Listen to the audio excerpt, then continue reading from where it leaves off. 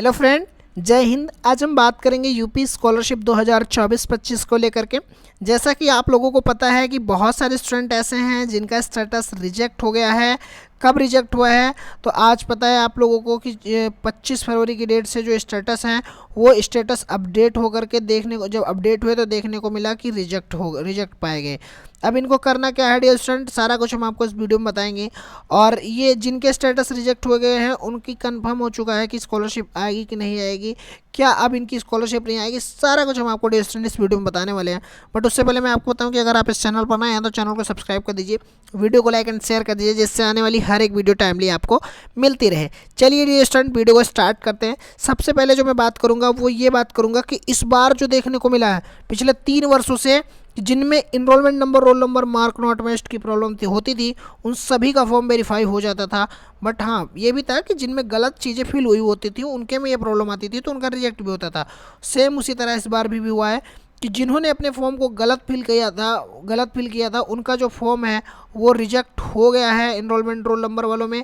जिन्होंने इस फॉर्म को सही फिल किया था उनका जो फॉर्म है वो वेरीफाई हो गया है। अब मैं बात करूं कि सही क्या फिल किया, देखिए इनरोलमेंट नंबर आपका फिल होना चाहिए, वो गलत तो सही हो कोई फ़र्क नहीं, बट रोल नंबर आपका सही फिल होना चाहिए और मार्क सही फिल होना चाहिए। इस बार स्कॉलरशिप डिपार्टमेंट मार्क को लेकर के कुछ ज़्यादा ही सख्त है। जिनके मार्क गलत आ रहा है उनका जो फॉर्म है वो रिजेक्ट कर दे रहे हैं, चाहे वो एक ही मार्क से क्यों ना गलत फिल किया हो, चाहे इंस्टीट्यूट के द्वारा फिल किया गया रहा हो गलत मार्क, चाहे स्टूडेंट के द्वारा। अगर मार्क गलत फिल है तो आपका फॉर्म जो है वो रिजेक्ट है, अगर मार्क सही फिल है तो आपका फॉर्म वेरीफाइड हो जाएगा। अब मैं बात करूँ रिजेक्ट कैसे शो होता है, रिजेक्ट होता है तो देखिए यहाँ पे देख पा रहे होंगे कि इनका 18 फरवरी 2025 को रिजेक्टेड अपडेट हुआ है, मतलब वेरीफाई हुआ है। तो वहीं पे देख पा रहे होंगे कि लिखा हुआ आ रहा है rejected by district scholarship committee, यानी फॉर्म जो है वो डिस्ट्रिक्ट स्कॉलरशिप कमेटी से रिजेक्ट हो गया है। और रिजेक्ट का यहाँ पे जब भी जिसका फॉर्म रिजेक्ट होता है ये रीजन भी लिख के आता है कि क्यों रिजेक्ट किया गया है। तो रीजन में क्या लिख के आ रहा है, enrolment number, roll number, mark not matched with university uploaded data, यानी जो प्रॉब्लम ऊपर दिखाया मैं उसकी वजह से इनका फॉर्म रिजेक्ट हो गया। तो क्या अब इनकी स्कॉलरशिप नहीं आएगी डियर स्टूडेंट? जिनके फॉर्म रिजेक्ट हो गए हैं उनकी स्कॉलरशिप फिक्स हो गया कि नहीं आएगी। जिनके फॉर्म अभी सस्पेक्टेड में हैं उनकी स्कॉलरशिप जो है वो आ सकती है अगर फॉर्म वेरीफाई हुआ तो। जिनके फॉर्म वेरीफाई हैं उनकी स्कॉलरशिप आ जाएगी, 100% फिक्स है।